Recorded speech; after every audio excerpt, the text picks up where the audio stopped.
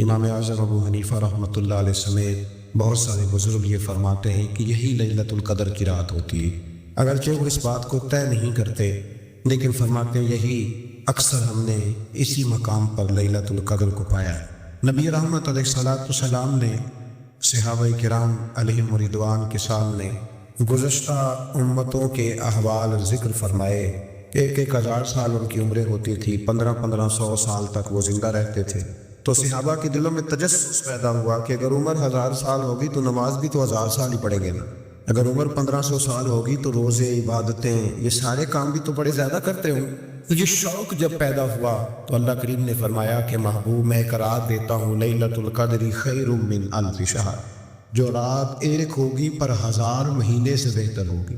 1000 مہینے سے یہ رات اگر کسی کو میسر آ جاتی ہے اور پھر وہ صدق دل کے ساتھ، یعنی توجہ کے ساتھ، انہماک کے ساتھ، احتساب کی نیت سے، گناہوں کی معافی کی نیت سے اگر وہ اس رات کا قیام کرتا ہے، عبادت کرتا ہے، ذکر کرتا ہے، دعا کرتا ہے، تو محبوب کریم علیہ السلام نے وعدہ فرمایا ہے کہ اللہ اس کے پچھلے سارے گناہوں کو معاف فرما دے گا۔ دین، شریعت، قرآن، اسلام یہ بحث کرنے نہیں آیا دنیا میں۔ علماء جو بحث کرتے ہیں وہ توضیحات کے لیے، تشریحات کے لیے، تفاسیر کے لیے، وہ ان کا مقام ہے، لیکن ہم جو عوام بحث کرتے ہیں تو سمجھ لیں کہ دین بحث کرنے کے لیے نہیں آیا، دین تو عمل کرنے کے لیے آیا ہے، اس پر عمل کیا جائے گا، عمل کی کوشش کی جائے گی۔ قرآن مجید نے کہا من عمل صالحا من ذکر او انثی، جو کوئی بھی اچھے عمل کرے چاہے وہ مرد ہو یا عورت ہو، وہو مؤمن، شرط یہ ہے کہ وہ مومن ہو، فلنحیینہ حیاتا طیبہ، فرمایا ضرور ہم اسے پاکیزہ زندگی عطا فرما دیں گے۔ جو عمل والے لوگ ہوتے ہیں انہیں اللہ کون سی زندگی دیتا ہے؟ حیات طیبہ، پاکیزہ زندگی۔ اللہ پاک، صاف ستھری، غلاظتوں سے پاک زندگی دیتا ہے جو بندہ عمل کرتا ہے۔ توبہ کا مطلب یہ ہوتا ہے کہ میں پچھلے گناہ پہ شرمندہ ہوں اور آئندہ نہ کرنے کا پکا وعدہ کرتا ہوں۔ انسان ہے، وعدے کے باوجود بھی کہیں غلطی کر لیتا ہے تو اللہ معاف کرنے والا ہے، لیکن وہ ساری رات روتا رہا، ہر مسجد سے چیخنے کی آواز آئی، اس نے ساری رات مسجد میں رو کے گزاری، لیکن جھوٹ چھوڑنے کا اس کا ارادہ ہی کوئی نہیں۔ وہ تو کہہ رہا ہے 3 دن کا رمضان رہ گیا ہے، پھر میں نے دیکھ نہیں لینا تمہیں۔ فساد چھوڑنے کا اس کا پروگرام ہی کوئی نہیں۔ وہ تو میاں طے شدہ بات ہے کہ سویرے وہ دکان پہ جائے گا اور صبح جو بیسن بیچے گا نا سموسے اور پکوڑے کے لیے، اس میں بھی ملاوٹ کرنے کا ارادہ رکھتا ہے۔ تو یہ ساری رات توبہ توبہ کہنے کا کیا مطلب ہوا؟ کھل کے ساری رات اس نے توبہ توبہ کی۔ حضرت عمر فاروق رضی اللہ تعالیٰ عنہ کے بارے میں امام ابن جوزی نے لکھا ہے کہ رات کو نا گھر کے اندر بیٹھے بیٹھے اچانک رو پڑے حضرت عمر، 62 سال عمر ہے، خلافت کے آخری ایام چل رہے تو رو پڑے ایسے ہی گھر میں بلا وجہ۔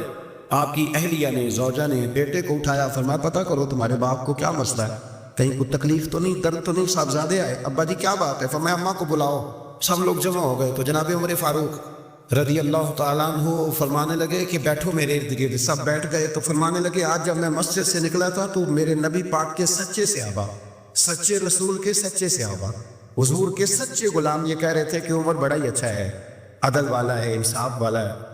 تو ابا جی اس میں رونے والی کیا بات ہے؟ تو فرمانے لگے ڈر یہ لگتا ہے کہ باہر تو میں اچھا تھا، کہیں گھر میں تو نہیں کوتاہیاں کرتا رہا۔ میری بات پہ توجہ کرنا، کہیں گھر میں آپ باتیں سن لیں تو شاید جتنی میں کرتا ہوں دوسرا کار ہی کوئی نہ سکے، لیکن جب عمل کے راستے پہ ہم نکلتے ہیں تو وہ مسدود ہے، وہ بند ہے۔ عمل کس لیے کرنا ہے؟ آپ کوئی آیت پڑھیں تو یہاں غلطی نکالنے والے 20 لوگ مل جائیں گے، 20 لوگ، لیکن اس آیت پہ عمل کرنے والے کتنے ملیں گے؟ تو حضرت عمر فاروق رو رہے تھے، کہنے لگے کہیں تمہارے حقوق تو نہیں پامال کرتا رہا؟ تو آپ کی اہلیہ نے جب سنا تو وہ کہنے لگی عمر مجھے تو بڑا پرانا شکوہ ہے، آپ کا جاہ و جلال اتنا تھا میں بات نہیں کر سکی۔ عمر تم نے سارا دن مسجد میں گزار دیا اور ساری رات نقاب اوڑھ کے مدینے کی گلیوں میں گزار دی، میں تو زندگی کی کوئی خوشی دیکھ ہی نہیں سکی۔ چاہ تو میرے اندر بھی تھے نا کہ میرا شوہر کچھ گھڑیاں بیٹھتا، کہیں مجھے لے کے جاتا، تو میں تو کچھ نہیں دیکھا، مجھے بڑا شکوہ ہے۔ تو حضرت عمر کہنے لگے چل اللہ کی رضا کے لیے معاف کر دے۔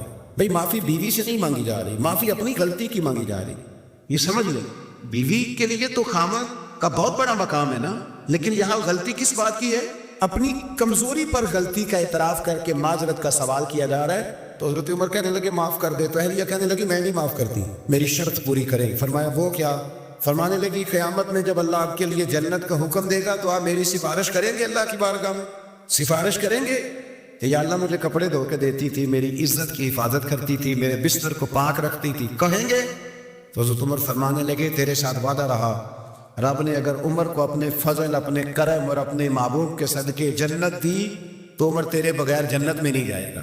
عمل کا رستہ، عمل کا رستہ دیکھیں نا، 2 دفعہ استاد بات کرتا ہے، 2 دفعہ، اور کچھ زیادہ ایک تو ہے نا کہ ایم اے اور جناب ایم ایڈ اور ایم فل اور پھر پی ایچ ڈی قسم کا استاد، ایک وہ جو matric P T C teacher ہے نا، وہ 2 دفعہ اسٹوڈنٹ کو کام کہے تو تیسری دفعہ وہ ناراض ہو جاتا ہے، کہتا ہے میں 2 دفعہ کہا ہے۔ بچے کو آپ 2 دفعہ کہتے ہیں اور اگر تیسری دفعہ کہنا پڑے تو غصہ آتا ہے نہیں آتا؟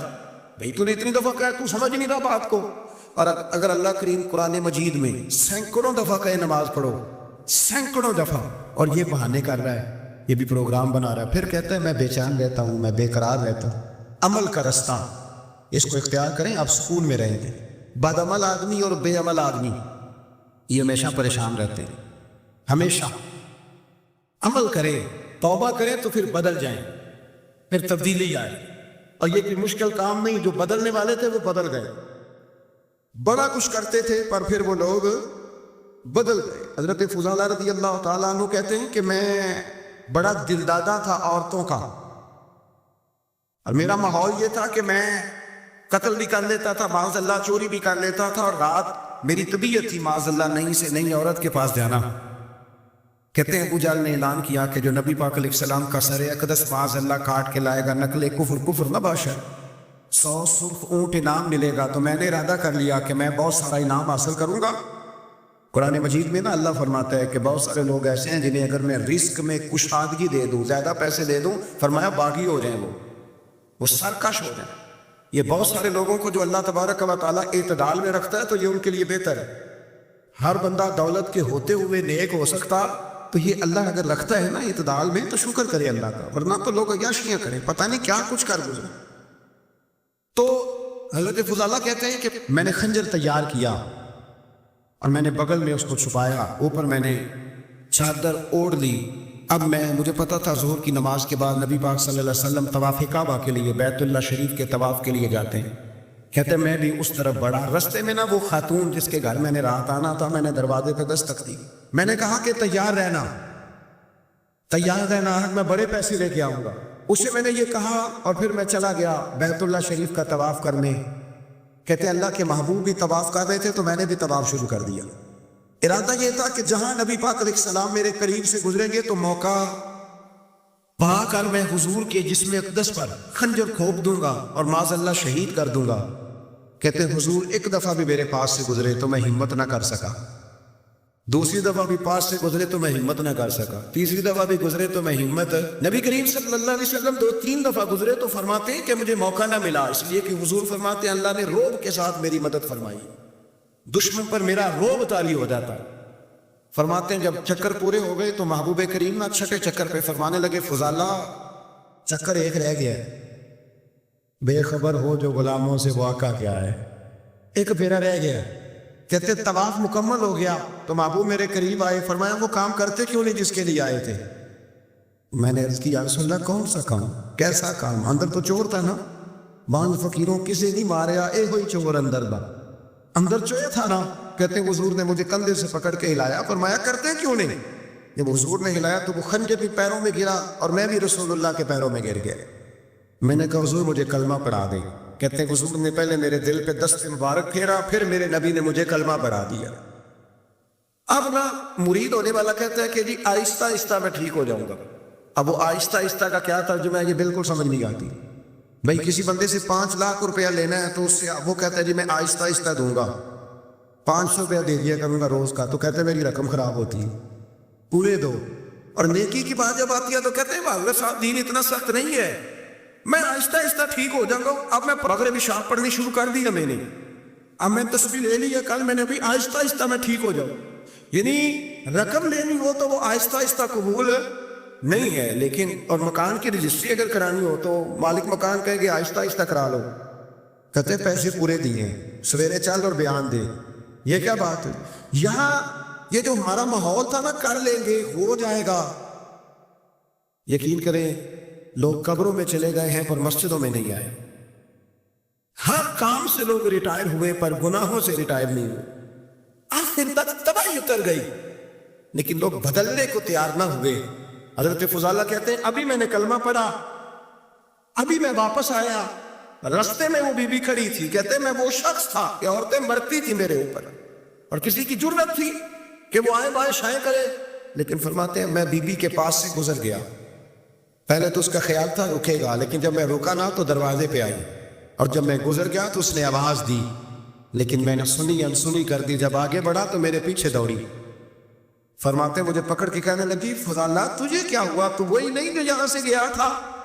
اب فرماتے میں کبھی نہیں رویا تھا، میں کبھی نہیں رویا تھا، اور جب کہا نا تو وہی نہیں، کہتے میں نے سر اٹھایا تو میری آنکھوں میں آنسو تھے، میں نے کہا میں جو گیا تھا وہ نہیں ہوں، اب تو میں محمد عربی کا غلام بن گیا، اب میں وہ نہیں ہوں، اب نہیں ہو سکتا کہ کوئی میری نظر میلی ہو جائے، یہ کیسے ممکن؟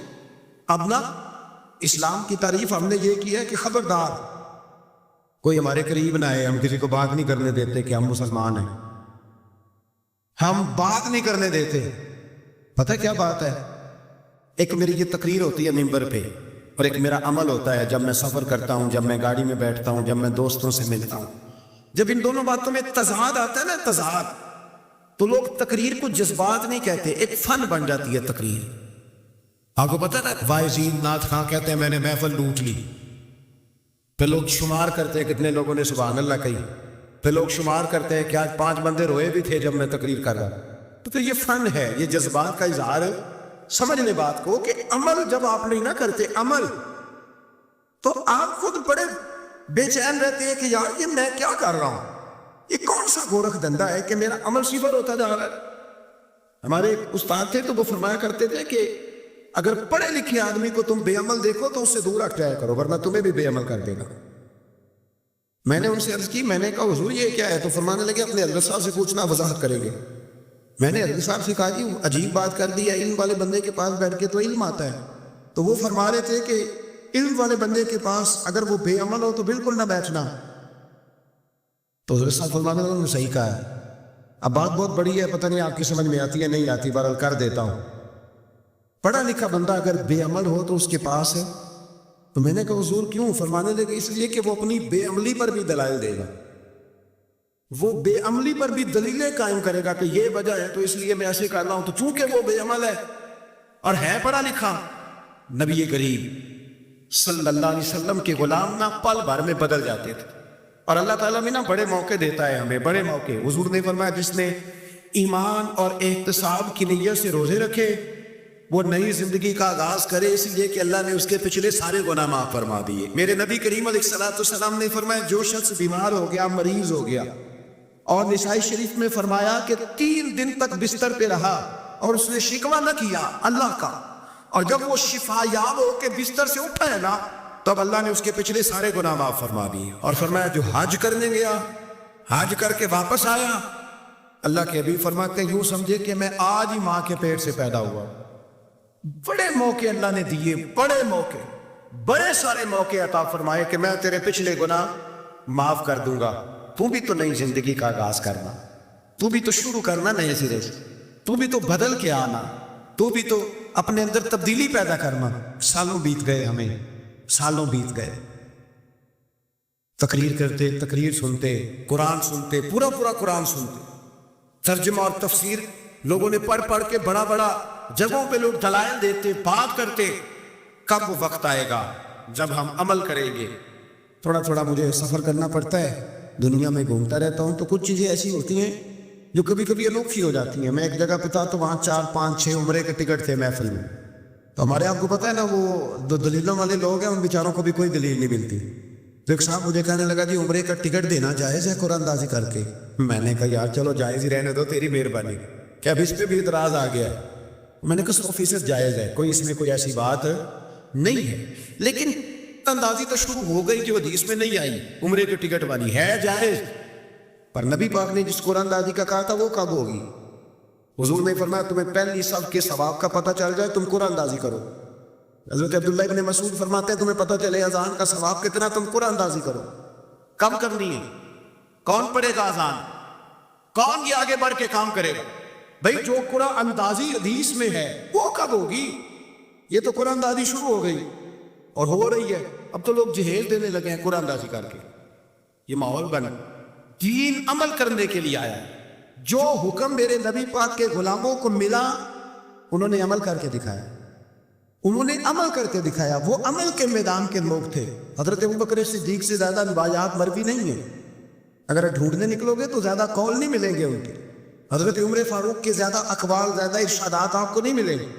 حضرت سیدنا عثمان غنی کی زیادہ باتیں آپ کو نہیں ملیں گی، ان کا عمل ملے گا، ان کا کردار ملے گا، ان کا لب و لہجہ ملے گا، زندگی گزارنے میں کیا طریقہ اختیار کیا وہ آپ کو ملے گا۔ اب تو وہ لوگ رخصت ہو گئے جن کے عمل سے لوگ زندگی پکڑتے تھے، عمل سے، کردار سے۔ تو عمل کا رستہ کب اختیار کریں گے، آگے کب بڑھیں گے؟ میرے رسول کریم صلی اللہ تعالی علیہ وسلم کے غلام عمل کرتے تھے، اور جب عمل کرتے تھے پھر اس کا رزلٹ آتا تھا۔ یاد رکھنا، رزلٹ نیتوں کا آتا ہے، ارادوں کا آتا ہے، عمل کا آتا ہے۔ گفتگو کا رزلٹ، آپ بڑا اچھا سبق سنا لیں تو پیپر نہ دیں تو پاس ہوں گے کہ فیل؟ آپ تو کہہ رہے تھے وہ مجھے سارا ہی آتا تھا۔ تو عمل آپ کرتے ہیں تو عمل پر نتیجہ ہوتا ہے، عمل پر، عمل پر۔ حضرت عبداللہ ابن مبارک رحمۃ اللہ علیہ کے جو والد تھے نا، ان کا نام مبارک تھا، وہ ایک باغ میں رہا کرتے تھے، باغ کی دیکھ بھال کرتے تھے بڑے صاف ستھرے، بڑی ان کی طبیعت میں نکھار تھا۔ آج مسئلہ ہمارے ملک کا یہ ہے کہ ہمارے ملک میں صرف سیاستدان ہی جو ہے وہ غلط کام نہیں کرتا، یا بہت بڑی انڈسٹری ہو تو وہاں خرابی نہیں ہوتی، بلکہ ریڑھی والے کا بھی اگر ہاتھ پڑ جائے نا تو چھوڑتا وہ بھی کوئی نہیں، الا ماشاء اللہ۔ وہ بھی جو اچھے آم ہوتے ہیں وہ فرنٹ پہ لگائے ہوتے ہیں، اس نے دکھانے کے لیے اور ہوتے ہیں اور دینے کے لیے اور ہوتے ہیں، اور وہ کہتا ہے کہ یہ بھی تو میں نے بیچنے ہیں نا، تو بھئی اگر یہ بھی بیچنے تھے تو اکٹھے لگانے چاہیے تھے، لیکن معیار ہے نا ہمارا، عمل کا رستہ مسدود ہے۔ حضرت مبارک جو تھے وہ مالی کے طور پر غریب آدمی تھے تو کام کاج کرتے تھے۔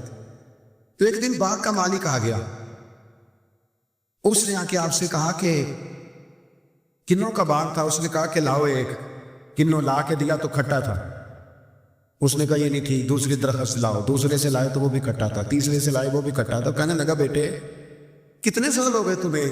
تو فرمانے لگے 10-12 سال۔ تو کہنے لگے تمہیں بھی نہیں پتا کس جگہ کا کنوں میٹھا ہے، سارے کڑوے لائے ہو؟ تو آپ فرمانے لگے آپ نے مجھے دیکھ بھال کے لیے رکھا ہوا ہے، کنوں چکھنے کے لیے نہیں رکھا، مجھ سے کسب اٹھا لیں کبھی میں نے چکھا بھی ہو، اس لیے کہ میرے ذمے اور کا۔ باغ کا مالک اتنا خوش ہوا کہ اس نے آزاد بھی کر دیا، اپنی بیٹی کا نکاح بھی کر دیا، اور وہ باغ بھی آپ کو تحفے میں دے دیا۔ ان کے گھر حضرت عبداللہ بن مبارک پیدا ہوئے۔ ان کے والد گرامی کہتے ہیں کہ ایک دن پھر ایسا ہوا کہ میں نے نا باغ بڑا سجایا، سوارا، محنت کری، تو بادشاہوں کو بھی کچھ چیزیں پسند آ جاتی ہیں نا، اور ہمارے ملک میں تو ڈھیر سارے لوگ بادشاہ ہیں، ڈھیر سارے لوگ بادشاہ ہیں۔ اگر کسی تگڑے بندے کو کسی غریب کی جھونپڑی پسند آ گئی پھر اسے دینی ہی پڑے گی، بلکہ ایسی خبریں سننے کو ملتی ہیں کہ چودھری صاحب نے آ کے کہا کہ مفت دینی ہے کہ پیسے لے کے دینی ہے، یہ یہاں تک خبریں۔ تو بادشاہ آ گیا، اس نے دیکھا بڑا سجا سنورا باغ ہے، اس نے حضرت مبارک سے کہا کہ مجھے نا جوس بنا کے پلاؤ کنوں کا۔ تو حضرت نے اسے نا جوس دیا، اس نے پیا تو بڑا مزہ آیا، کہنے لگا ایک گلاس اور نہیں دیتے؟ تو حضرت اور بنانے لگے تو اس کے دل میں نا اس سے پہلے خیال آ گیا کہ باغ بڑا شاندار ہے اور پھل بھی بڑا مزیدار ہے، تو قبضہ نہ کر لوں، اپنا ہی نہ ہو جائے، اس کو دیتے ہیں تھوڑے بہت پیسے، نکل جائے گا، نہ بھی نکلا تو ڈانٹ دیں گے۔ اتنی دیر میں نا حضرت مبارک رحمۃ اللہ تعالیٰ نے ایک گلاس شربت کا اور بنا کے لے آئے، اب بادشاہ کو دیا نا، تو اب جو گلاس آیا تو کڑوا تھا، کسیلا تھا، کھٹا تھا۔ تو بادشاہ کے گلے کو پڑا تو کہنے لگا یہ تم نے کیا کیا؟ پہلے تو بڑا میٹھا تھا، باغ وہی ہے تو ذائقہ کیسے بدل گیا؟ تو آپ فرمانے لگے وہ بادشاہ کی نیت بدلی ہے نا، بادشاہ کی نیت بدلی ہے تو اس کا بھی ذائقہ بدل گیا ہے، تو نیت نہ آپ کی بدلتی۔ تو یہ حضور کا فرمان ہے، فرمایا اللہ کے کچھ بندے ایسے ہوتے ہیں جو اللہ کے دیے ہوئے نور سے دیکھتے ہیں۔ کہا آپ کی نیت بدل گئی تو اس کا ذائقہ بدل گیا۔ اب بادشاہ نے دل میں کہا نہیں یار بندہ کہہ تو ٹھیک ہی رہا، یہ تو اس کی محنت سے اللہ نے پھل دیا ہے، مجھے ایسا نہیں کرنا چاہیے۔ تو حضرت دوڑ کے گئے تو دوسرا جوس کا گلاس بنا کے لائے، اب دیا تو میٹھا تھا، کہنے لگا اب کیا ہوا؟ فرمانے لگے آپ کی نیت ٹھیک ہو گئی ہے تو رب نے ذائقہ بھی ٹھیک کر دیا ہے۔ نبی پاک علیہ السلام نے فرمایا اللہ تو تیرے گمان کے قریب رہتا ہے، تیرے گمان کے۔ یہ میں بچوں کو نا تھوڑے دن پہلے میں انہیں کہہ رہا تھا دین میں آگے بڑھنے کے لیے کوئی سیاست نہ کرنا، کوئی چکر نہ چلانا۔ میں نے چکر چلانے والے لوگ ہمیشہ پیچھے رہ جانے والے دیکھے، تھوڑا کر لینا پر اتنا کرنا جتنا مخلص ہو کے ہو سکے۔ کوئی چکر چلانا، کسی کھاتے میں پڑنا، اس سے بچنا، نہ پیچھے رہ جاؤ۔ میں نے بڑے بڑے تیز لوگوں کو زندگی میں زیرو دیکھا ہے، اور بڑے بڑے سادے لوگ جن کو 50,000 روپیہ گننا پڑ جائے تو تھک جائیں، لیکن اللہ نے انہیں دیا ہے تو بغیر حساب کتاب ہی عطا فرمایا ہے۔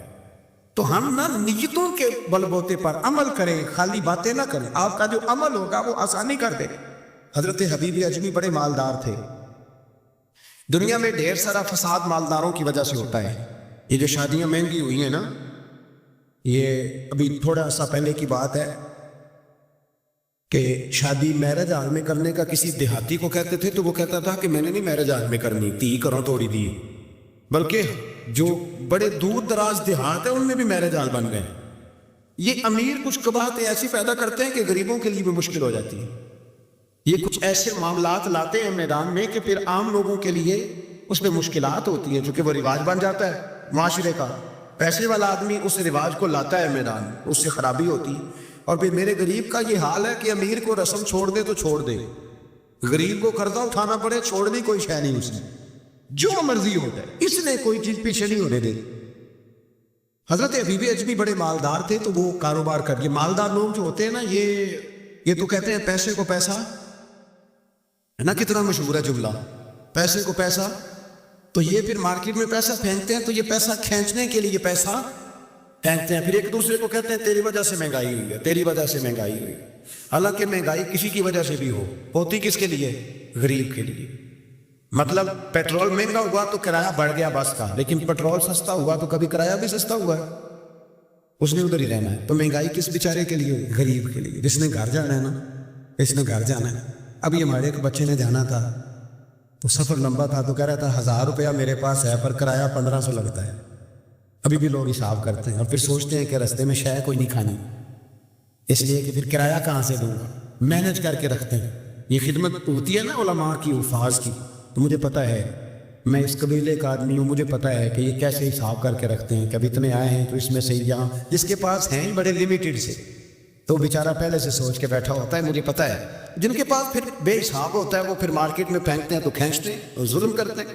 حضرت حبیب اجمی کہتے ہیں جب مال دیا اللہ نے تو میں نے سود کا کام شروع کر دیا۔ اب سود والوں کے پاس بھی بڑی دلیلیں ہیں، انشورنس والوں نے بھی فتوے رکھے ہوئے ہیں، وہ آگے فتویٰ دکھاتے ہیں، وہ کہتے ہیں جناب فتویٰ۔ تو میں نے کہا کہ فتویٰ مارکیٹ میں میری طرح کے مولوی ہیں میاں، اب کیسی بات کرتے ہو، فتویٰ تو مل ہی جاتا ہے، لیکن نبی کریم علیہ السلام کا وہ فرمان ذہن میں رکھنا کہ حضور نے فرمایا ایک حلال ہے تو ایک حرام ہے، ایک میں شک ہے۔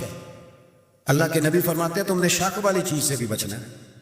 اس میں مشکوک ہو گیا نا کہ پتہ نہیں، اب دیکھیں نا علماء کا یہاں اختلاف ہے، جو جائز کہتے ہیں قابل احترام ہے، لیکن جو ناجائز کہتے ہیں ان کے بھی تقوی میں کوئی شک ہے، تو شک آ گیا نا اس بات میں، تو حضور نے فرمایا تم شک والی چیز سے بھی بچو۔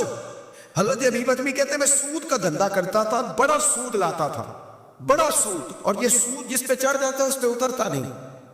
پاکستان کا بھی بنیادی مسئلہ یہ ہے کہ سود اتنی بڑی نحوست ہے کہ یہ اللہ رسول سے جنگ ہے، جو کہ بہت زیادہ سود ہم دیتے ہیں۔ اس لیے میں تو آپ کو پتہ ہے جو کوئی برا کام کرے اس کو برا کہنا چاہیے، حکومتی لیول پر تنقید اس لیے اچھی ہوتی ہے کہ لوگوں تک جب پہنچتی ہے تو فائدہ دیتی ہے، لیکن جو بندہ اچھا کام کرے اس کی اچھائی کو بھی بیان ہے۔ حضرت حبیب اجمی رحمۃ اللہ تعالیٰ علیہ فرمانے لگے کہ سود کا کاروبار میں نے شروع کر دیا، بڑا وسیع تھا میرا کام سود کا، میں سود لیتا تھا، سود پہ گزارا ہوتا تھا۔ میری بیوی مجھے سمجھاتی تھی کہ یہ سود ہے، یہ حرام ہے، یہ غلط ہے، سے بچو۔ کہتے ہیں وہ کئی دفعہ مجھے کہتی تو میں ڈانٹ دیتا۔ ایک دن نا میں سود کے پیسے لے کے نا آڑا گھر، اس کا میں نے گوشت خریدا، بیوی کو دیا کھانا پکانے کے لیے، تو اس نے ہنڈیا چولہے پہ رکھی، کہتے اس نے ذرا اس کے اندر چمچہ جو چلایا ہنڈیا میں تو وہ لایا میں گوشت تھا پر سارے کا سارا خون بن گیا، خون بن گیا سارے کا سارا۔ اللہ اکبر۔ کہتے ہو میری بیوی چیخے مارنے لگی اور لا کے میرے آگے رکھا، کہنے لگے یہ تیرے سود کے پیسے خون بن گئے، آ تجھے بھی پلاؤں اور تیرے بچوں کو بھی۔ وہ کہتے ہیں نا کچھ لوگ کے گھر کے کونے سے چیخنے کی آواز آتی ہے تو سارے پیر بلائے یا فرق کوئی نہیں پڑتا۔ تو میں کہتا ہوں پھر غور کر لو، شاید اس کونے میں کسی یتیم کے پیسے لگ گئے ہوں، کسی بیوہ کی آہیں ہوں۔ اگر اس رقم کا کوئی گھر بن جائے نا تو پھر ساری دنیا کے پیر جمع کرو تو چیخنے کی آوازیں بند نہیں ہوا کرتی۔ حضرت حبیب اجمی رحمۃ اللہ تعالیٰ علیہ فرمانے لگے کہ وہ جب بن گیا نا خون تو اب میرے اندر نا چوٹ لگی کہ یار اگر دنیا میں اللہ تعالیٰ مجھے نظارے دکھا رہا ہے تو آخرت میں میرا کیا بنے۔ کہتے میں درد کے ساتھ باہر نکلا، بچے گلی میں کھیل رہے تھے، جب ان کے قریب سے گزرنے لگا نا تو ہم تو کہتے ہیں نا لوگ حسد میں بات کرتے ہیں، لیکن ایسی بات نہیں ہے۔ کچھ شریر لوگ ہوتے ہیں جو حسد میں بات کرتے ہیں، پر دیکھنا چاہیے کہ لوگ ہمارے بارے میں کیا کہتے ہیں۔ انتم شہداء اللہ فی الارض، حضور نے فرمایا تم زمین پر اللہ کے گواہ ہو۔ مومن جو تمہارے بارے میں کہے کان لگا کے سنو۔ لوگ تمہیں کیا کہتے ہیں، کن لفظوں سے یاد کرتے ہیں، جن لفظوں سے لوگ دنیا میں یاد کرتے ہیں مرنے کے بعد بھی انہیں لفظوں سے یاد کریں گے، انہیں لفظوں سے۔ کوئی تمہارے لیے ہاتھ اٹھا کے دعا نہیں کرے گا۔ ہاں اگر تم نے خیر کی ہوگی تو پھر لوگ گلیوں سے نکل نکل کے آئے، پھر لوگ روئیں گے کہ بندہ بڑا تھا۔ تو ابھی بھی اجمی کہتے ہیں میں باہر نکلا تو بچے کھیل رہے تھے، تو ایک بچہ ان میں سے کہنے لگا پیچھے ہٹ جاؤ، پیچھے ہٹ جاؤ، بڑا ظالم ہے، بہت بڑا سود خور ہے۔ چھوٹا بچہ، ایسا نہ ہو کہ اس کے پیروں سے مٹی اڑے اور ہمارے کپڑوں پہ پڑ جائے تو ہمیں بھی نحوست ملے۔ چھوڑو، سودیا ہے۔ کہتے ہیں میرے دل پہ اور چوٹ لگی، میں نے کہا یا اللہ تیری چھوٹی چھوٹی مخلوق بھی مجھ سے نفرت کرتی، یہ بچے تک کہتے ہیں کہ میں اس طرح کا ہوں۔ بچے فرمانے لگے، میں وہاں سے سیدھا حضرت حسن بصری کے پاس گیا، میں نے کہا حضور مجھے توبہ کرا دیں۔ یہ پتہ ہے اللہ والوں کے پاس لوگ کیوں جا کے توبہ کرتے تھے، مرید ہوتے تھے؟ اس لیے کہ توبہ پہ قائم رہنا بڑا مشکل ہوتا ہے۔ کوئی ایسا بندہ ہونا چاہیے جو ہمیں توبہ پہ قائم رکھے، جو روز ہمیں نصیحت کرے۔ دیکھیں نا ہمارے سینئر ہوتے ہیں ہر فیلڈ میں، اگر کہیں ملک جاتے ہیں تو اپنے سینئر سے بات کرتے ہیں۔ تقوی کے پرہیزگاری کے راستے میں بھی ہمارا کوئی سینئر ہونا چاہیے تاکہ وہ ہمیں بتائے کہ پرہیز کہاں کرنی ہے، دوائی کیسے کھانی ہے اور آگے کیسے بڑھنا ہے۔ فرمانے لگے میں حضرت حسن بصری کے پاس گیا، توبہ کی، معافی مانگی، گر گرایا، بڑا رویا، تو خواجہ حسن بصری نے مجھے توبہ کرائی۔ میں نے پکا ارادہ کیا کہ مر جاؤں گا پر حرام کا پیسہ نہیں کھاؤں گا۔ 3 وظیفے آپ کی خدمت میں عرض کر رہے ہیں۔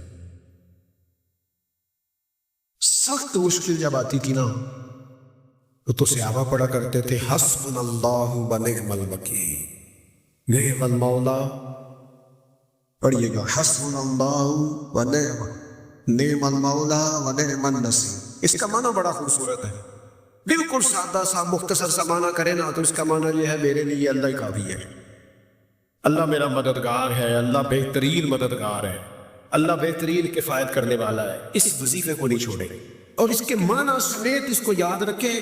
آپ محسوس کریں گے طبیعت طاقتور ہو گئی ہے، روح طاقتور ہو گئی، اس کو بھولنا نہیں۔ اور دوسرا آپ سے عرض کرنا ہے کہ اعلیٰ حضرت چونکہ ہم سلسلہ طریقت میں فاضل بریلوی سے وابستہ ہیں اور باقی جتنے بھی لوگ ہیں سارے ماشاءاللہ انہی سے وابستہ ہیں، اعلیٰ حضرت نا لا حول ولا قوت الا باللہ العلی العظیم پڑھنے کی بڑی فضیلت بیان کرتے۔ یہ ایسا وظیفہ ہے جو سب کو آتا ہے نا ماشاءاللہ۔ نبی پاک علیہ السلام نے فرمایا یہ اللہ کے عرش کے خزانوں میں سے خزانہ ہے۔ اعلیٰ حضرت فرماتے ہیں 99 دفعہ پڑھو لا حول ولا قوت الا باللہ العلی العظیم، فرمایا اللہ تعالیٰ تمہیں 99 بیماریوں سے شفا دے گا، اور اس میں سب سے چھوٹی بیماری ٹینشن کی بیماری ہے، سب سے چھوٹی بیماری غم کی بیماری ہے، چھوٹی، باقی بڑی بڑی ہوں گی۔ اس وظیفے کو نہیں آپ نے چھوڑنا اور یہ پابندی کرنی ہے، کریں گے انشاءاللہ تعالیٰ۔ اور تیسرا وظیفہ ہے درود پاک۔ یہ بندہ درود پاک پڑھتا ہے تو پتہ ہوتا کیا ہے، ایک بار پڑھو تو 10 رحمتیں، 2 بار پڑھو تو 3 بار پڑھو تو 4 دفعہ پڑھو تو پھر تو 4 جانب رحمت ہی رحمت ہو جاتی۔ درود پاک کو کبھی نہ چھوڑو اپنی زندگی میں، آپ اپنے آپ سے عہد کریں، کوئی رات ایسی نہ گزرے کہ درود پاک پڑھے بغیر ہمیں نیند آ جائے۔ یہ ذہن بدل، یہ 2 وظیفے اور تیسرا درود پاک۔ چوتھی بات آپ کی خدمت میں یہ عرض کرنی ہے کہ رمضان شریف آ گیا ہے۔ رمضان شریف کا قرآن پاک سے اس لیے گہرا تعلق ہے کہ شہر رمضان الذی انزل فیہ القرآن، رمضان کا وہ مہینہ ہے جس میں اللہ نے قرآن نازل فرمایا ہے۔ اس ماہ مقدس میں قرآن مجید کے ساتھ اس طرح کی دلچسپی پیدا کریں کہ جن کا ناظرہ ٹھیک نہیں ہے وہ قرآن مجید ناظرہ ٹھیک کرے، اور جن کا ناظرہ درست ہے وہ کنز الایمان لے لے، خزائن العرفان تفسیر لے لے، اور ایک رکوع کم از کم صبح میں، ایک شام میں، اور پورا پارا پڑھے، پھر تو لطف نصیب ہو جائے۔ تھوڑا سا نا دلچسپی پیدا کرے قرآن علوم کے ساتھ۔ بڑی خشکی ہے، بڑے شعر یاد ہیں، بڑی کہانیاں یاد ہیں، بڑی باتیں یاد ہیں، پر قرآن پاک کے ساتھ ہماری وہ دلچسپیاں موجود ہیں۔ خاص ذوق پیدا کرے قرآنی تعلیمات کے ساتھ، ساز کرے۔ صحابہ کرام نے بڑی منصوبہ بندی کے ساتھ دین پھیلایا، بڑی جد و جہد کی۔ انہوں نے دیکھا کس علاقے میں ہم نے جہاد کے لیے جانا ہے، کس میں تبلیغ کے لیے جانا ہے، کس علاقے میں کس طرح کر کے ہم نے ڈیوٹی سر انجام۔ مصر میں ایک شہر ہے، اس کا نام ہے فسطاط، وہ کہتے ہیں گھونسلے کو، پرندوں کے گھونسلے کو۔ حضرت سعد بن ابی وقاص رضی اللہ تعالیٰ عنہ اپنی فوجیں لے کے وہاں گئے تھے۔ آپ نے وہاں خیمہ لگایا، کچھ دن وہاں قیام کرنا تھا، آپ کا وہاں خیمہ تھا۔ وہاں آ کے کبوتر بیٹھنے لگے، ایک کبوتری نے انڈے بھی دے دیے، وہاں گھونسلہ بن گیا۔ اب آپ جب وہاں سے ہجرت کرنے لگے آگے بڑھنے لگے، تو دل میں خیال آیا کہ خیمے اکھاڑتے ہیں، چلتے ہیں۔ جب وہ خیمے اکھاڑنے لگے تو دیکھا اوپر تو گھونسلہ بنے، اس میں تو کبوتر رہتے ہیں، ان کے بچے بھی ہیں۔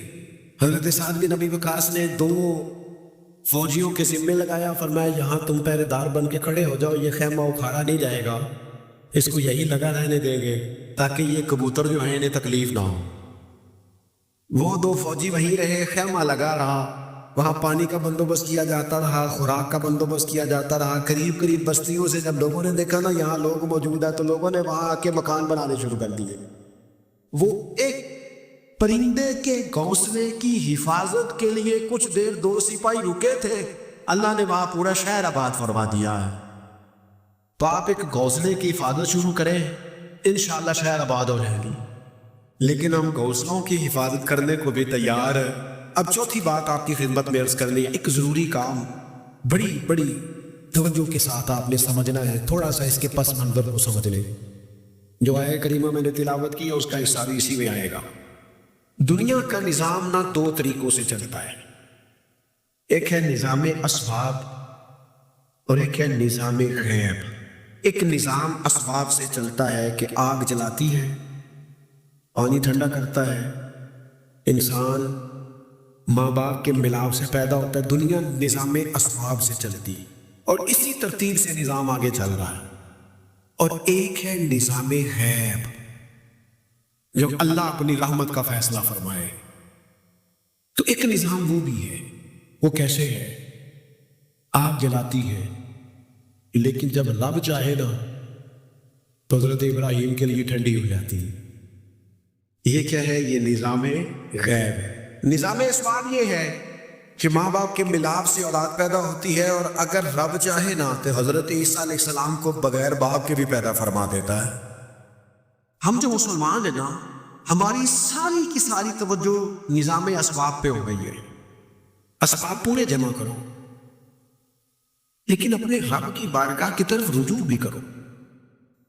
ایک دفعہ اسباب سارے بندے کے ہاتھ سے چھوٹ جاتے ہیں، پھر اسے ضرورت ہوتی ہے دست غیب کی، اللہ اس کی مدد کرے۔ حضرت زنیرہ رضی اللہ تعالیٰ عنہ، یہ صحابیہ ہیں، یہ مسلمان ہو گئی، کفار نے انہیں مارا، تکلیف دی، بڑی اذیت سے گزری، یہاں تک کہ ان کی بینائی چلی گئی۔ دور تھا مکے کا، کفار کی عورتوں نے معاذ اللہ تانا دیا کہ دیکھا لات و منات، یہ ان کے بتوں کے نام ہے، معاذ اللہ، لات و منات تیری نظر لے گئے، اب تو کیا کرے گی؟ تو انہوں نے جب یہ تانا دیا تو جناب زنیرہ رضی اللہ تعالیٰ عنہ ایمان، عقیدہ، یقین، توکل، اللہ کی بارگاہ کی طرف رجوع، سارے حوصلے جمع کر کے کہنے لگے چپ کرو، اگر میرا رب چاہے گا تو اسی طرح میری آنکھیں واپس لگا دے گا، پورے توکل سے۔ اور پھر آپ نے دعا مانگی، اے اللہ مہربانی فرما، یہ مجھے تانا دیتے ہیں کہ اگر تو نے دل مسلم کی دل جوئی نہیں تو تانا دے کہ بت کے مسلم کا خدا کوئی نہیں، مالک مہربانی فرما۔ وہ رجوع اللہ کیا، رات کو سوئی تھی تو آنکھوں میں روشنی نہیں تھی، جب صبح اٹھی تو دونوں آنکھوں کو اللہ نے روشن فرما دیا تھا۔ میں عرض کر رہا ہوں کہ وقت ہے ہمارے اوپر کہ ہمیں اپنے رب کی بارگاہ کی طرف رجوع کرنا چاہیے۔ جب بندہ اللہ کی جانب رجوع کرتا ہے نبی پاک علیہ السلام نے فرمایا جب تم استغفار کرتے ہو تو اللہ ہر مشکل سے نکلنے کے لیے تمہیں رستہ عطا فرماتا ہے، اور اللہ تمہیں وہاں سے رزق عطا کرتا ہے جہاں سے تمہارا کبھی گمان بھی نہیں گیا ہوتا۔ کبھی توجہ کریں، جب پوری طرح ٹوٹ جائے نا پھر توجہ کرے رب کی جانب، جب پوری کوشش کرے کام نہ ہو تو پھر بیٹھ جائے اپنے مالک کی بارگاہ میں، مالک اسباب جمع کر لیا اب تو مدد فرما۔ جب پوری طرح حضرت ابراہیم علیہ السلام کے پاس مہمان بڑے آیا کرتے تھے، مہمان نواز بھی بڑے تھے، بغیر مہمان کے کھانا ہی نہیں کھاتے تھے، بڑے مہمان نواز تھے۔ تو قحط پڑ گیا مصر میں، غلہ ہی نہیں ملتا۔ حضرت ابراہیم کا ایک دوست تھا، آپ فلسطین میں تھے، وہ مصر میں تھا۔ آپ نے اس کے پاس اونٹ بھیجے کہ 4-5 اونٹوں پر غلہ اناج رکھ کے مجھے روانہ کر تاکہ میں اپنے جو میرے پاس مہمان جمع ہیں ان کو کھانا تو دے سکوں۔ وہ اونٹ روانہ ہو گئے۔ حضرت حکیم الامت مفتی احمد یار خان صاحب رحمۃ اللہ نے لکھا ہے، چلے گئے اونٹ، اب مہمان جمع ہیں، ان کو بھی خبر دے دی گئی ہے کہ آپ فکر نہ کریں، غلہ مصر سے آنے لگا ہے، کھانا ملے گا۔ لیکن جب وہاں اٹھ گئے تو انہوں نے کہا قحط چونکہ بہت زیادہ تھا، اناج ساری ہم تقسیم کر چکے ہیں، اب تو ہمارے پاس غلہ نہیں ہے۔ وہ خالی آ گئے واپس۔ جب وہ خالی واپس آ رہے تھے تو اونٹ تو جو آپ کے خدام لینے گئے تھے ان کے دلوں میں یہ خیال آیا کہ ہم اگر خالی واپس جائیں گے تو وہ جو مہمان ہیں وہ دیکھیں گے تو وہ تو بڑی آس امید لگائے بیٹھے ہیں کہ ہمیں آج کھانا ملے گا، تو وہ تو بیچارے مایوس ہو جائیں۔ انہوں نے اس طرح کیا کہ رستے میں کچھ ریت بھر لی ان بوریوں میں اور اونٹوں پہ ان کو رکھ لیا تاکہ پھر جا کے حضرت ابراہیم شیئرز کریں گے، وہ خود ہی لوگوں کو سمجھا دیں گے، ایسے خالی اونٹ لے جانا بہتر نہیں۔ حضرت حکیم الامت رحمۃ اللہ علیہ لکھتے کہ حضرت ابراہیم علیہ السلام آرام فرما تھے، خدام نے جا کے اندر جہاں وہ سامان رکھا جاتا تھا وہاں ریت سے بھرے ہوئے بوریے رکھ دیے، وہ چلے گئے۔ حضرت ابراہیم کی زوجہ جناب ہاجرہ اٹھی، انہوں نے کہا میں منہ کھولتی ہوں، گلے کا گندم پیستی ہوں، کھانا بنا کے دیتی ہوں۔ جب انہوں نے منہ کھولا نا اس کا، بوری کا، توڑے کا، اس بوریے کا، تو کہتی ہیں اتنی بہترین گندم نکلی کہ میں نے زندگی میں کبھی نہیں دیکھی تھی۔ پیسی گئی، پکائی گئی، کھانا چلنے لگ گیا۔ حضرت ابراہیم علیہ السلام بیدار بے دیکھا لنگر چل رہا ہے، مخلوق خدا کھا رہی ہے، دنیا آوے تے کھا جاوے تے راضی ہوئے بلا، لوگ کھا رہے ہیں، چل گئے سلسلہ۔ تو حضرت ہاجرہ وہ خواتین گھر میں کچھ چیز آئے نا تو کہتی ہیں اس دفعہ چاول بڑے اچھے آئے، اس دفعہ گندم بڑی اچھی آئی، یا آٹا پیس کے آیا، یہ بڑا عمدہ ہے۔ تو حضرت جناب ہاجرہ رضی اللہ تعالیٰ عنہ حاضر بارگاہ ہو کے عرض کرنے لگی یہ جو آپ کا مصری یار ہے نا، اس نے جو گندم بھیجی ہے بڑی کمال ہے۔ حضرت ابراہیم تو جانتے تھے بات کو، فرمانے لگے یہ میرے مصری یار نے نہیں بھیجی، یہ میرے عرشی یار نے بھیجی، یہ عرشی یار نے بھیجی۔ اور وہ جب بھیجتا ہے تو کمال بھیجتا ہے، وہ جب عطا کرتا ہے تو بے حساب ہی عطا کرتا ہے۔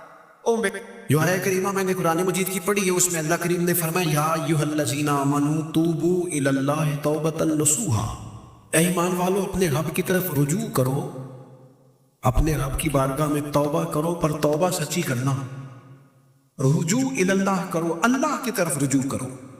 بعض اوقات سارے نظام ختم ہو جاتے ہیں، نظام اسباب، اس وقت ضرورت ہوتی ہے رجوع الی اللہ کی کہ نظام غیب آئے۔ حضرت سارہ رضی اللہ تعالی عنہا جو جناب ابراہیم علیہ السلام کی اہلیہ ہیں، آپ ایک رستے سے گزر رہی تھی، حضرت ابراہیم علیہ السلام آپ کے ساتھ تھے، تو جس رستے آپ تشریف لے جا رہے تھے اس رستے میں بادشاہ بڑا ظالم تھا، وہ معاذ اللہ تعالیٰ سوا معاذ اللہ عورتوں کو گرفتار کر لیتا اور اپنی بدباطنی کا ثبوت دیتا۔ وہاں سے جناب سارہ گزری، مسند امام احمد بن حنبل سے یہ حوالہ عرض کر رہا ہوں، حضرت سارہ کو اس نے گرفتار کر لیا۔ جب وہ جناب سارہ کی طرف بڑھنے لگا تو اب وہ جتنے اسباب تھے نا اس وقت کے وہ سارے اختیار کیے گئے، لیکن اس بادشاہ سے جان نہیں چھوٹی۔ جب وہ بڑھنے لگا تو جناب سارہ نے پھر رب کریم کی طرف رجوع کیا، مصلی پہ بیٹھ گئی، کہنے لگی مالک اب تو ہی کرم فرمانے والا ہے۔ آپ نے اس درد سے دعا فرمائی کہ وہ بادشاہ زمین پر بے ہوش ہو کے گرا اور تڑپنے لگا، قریب تھا کہ وہ مر جائے۔ تو حضرت سارہ پھر مصلی پہ بیٹھی اور اپنے مالک کی بارگاہ میں عرض کرنے لگی مالک اگر یہ مر گیا تو مجھ پہ الزام آئے گا کہ میں نے مارا ہے، اسے مارنا بے ہوشی فرما۔ وہ بے ہوش ہو گیا، تھوڑی دیر کے بعد ہوش آیا تو پھر آپ کی طرف بڑھنے لگا، تو آپ نے پھر اللہ کی جانب رجوع کیا۔ جب دوبارہ رب کریم کے جانب رجوع کیا تو پھر وہ بے ہوش ہوا. کئی دفعہ وہ کوشش کرتا، لیکن آپ جب اپنے مالک کی بارگاہ میں ہاتھ اٹھاتی تو بے ہوش ہو کے گر پڑتا. دل آخر آپ سے معافی بھی مانگی، آپ کو آزاد بھی کیا. ایک وقت ایسا آتا ہے جب سارے اسباب جماعت ہو جاتے ہیں. ہم مسلمان ملک میں رہتے ہیں، کچھ باتیں بڑی خوب ہیں. میں نے دیکھا ہے کہ ڈاکٹر جب سمجھ جاتا ہے نا کہ رپورٹس، ادویات، ٹیسٹ اب اس نتیجے پہ پہنچ گئے ہیں کہ شاید یہ مریض بچے گا نہ، تو جو کہ مسلمان ملک ہے تو میرے وطن کے ڈاکٹر ایک خوبصورت جملہ بولتے ہیں، مجھے بڑا پسند ہے. وہ یہ نہیں کہتے اب کچھ نہیں ہو سکتا، وہ کہتے ہیں آپ دعا کریں. کیا مطلب کہ اب رجوع اللہ کا وقت آ گیا ہے. ہمارے پاس جو شعور تھا، علم تھا، وہ ہم نے خرچ کر دیا. اب ٹائم ہے کہ رجوع اللہ کریں آپ اللہ کی بارگاہ. یہ بڑا خوبصورت جملہ، اچھی باتوں کا بھی تو ذکر کرنا چاہیے نا. یہ خوبصورت جملہ ہے کہ آپ دعا کریں. ایک وقت آتا ہے جب دعا کی ضرورت ہوتی ہے، دست غیب کی ضرورت ہوتی ہے. نبی پاک علیہ السلام 313 کو لے کے جب میدان میں آئے تھے تو ظاہری اسباب تو یہ تھے